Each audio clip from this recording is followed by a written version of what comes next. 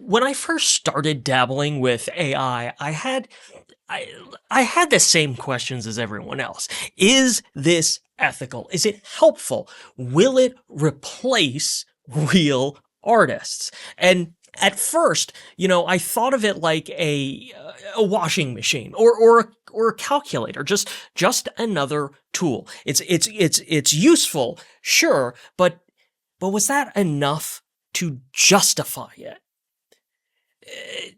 Turns out, no, not really, because the real unlock happened when I stopped treating AI as a tool and started treating it, stick with me on this one, like a teammate. Let's be real. The world is moving fast. The economy is moving faster, and the grifters are cashing in. If you want to stay competitive, it's time to get in the game. My name is Crumbine, and this is Emergency Creative.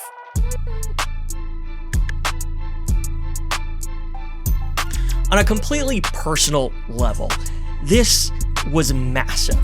For the first time in my creative existence, I found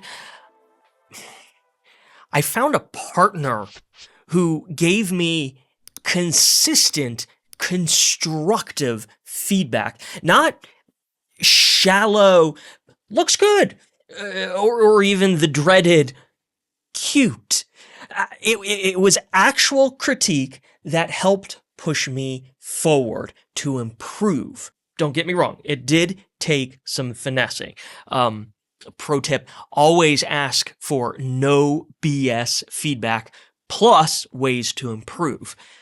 But once I cracked that, it changed absolutely everything. Suddenly, I had a partner I could throw rough drafts at, get instant perspective, and test if a script was safe for YouTube.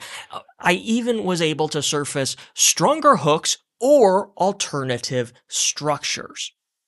For my shorts channels that I've been talking about, ChatGPT is my research team, my writing room, my sounding board. I'm still the editor-in-chief, don't get me wrong, but the growth I've seen, seriously, I couldn't have imagined this even a year ago. On the professional side, the impact was honestly just as dramatic. This past year, while colleagues struggled with basic copywriting or social posts, I was legitimately running circles around them because AI handled the boring stuff.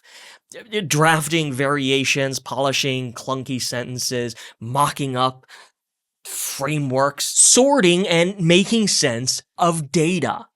What that meant was I could spend my actual energy on design work. The thing I'm actually good at. Instead of losing an afternoon writing copy, I would get a bucket of options from AI, pick the best, refine them, and get straight to designing. AI didn't take over my craft. What it did was give me the time and mental bandwidth to focus my craft.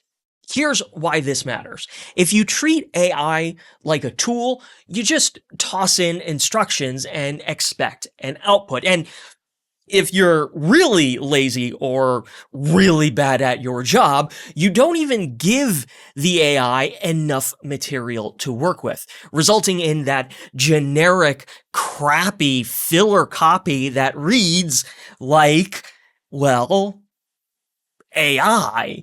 You know, you know what I'm talking about.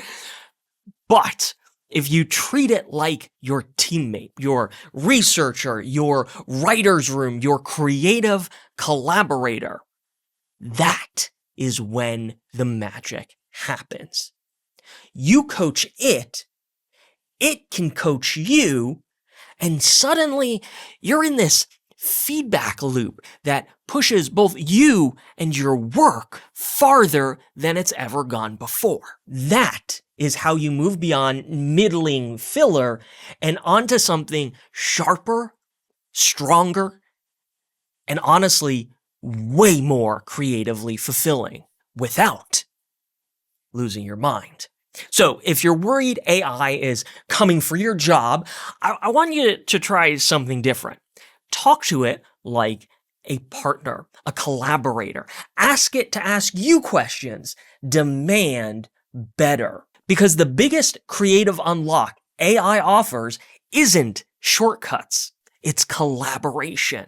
And once you feel that shift, you will never look at it the same way again.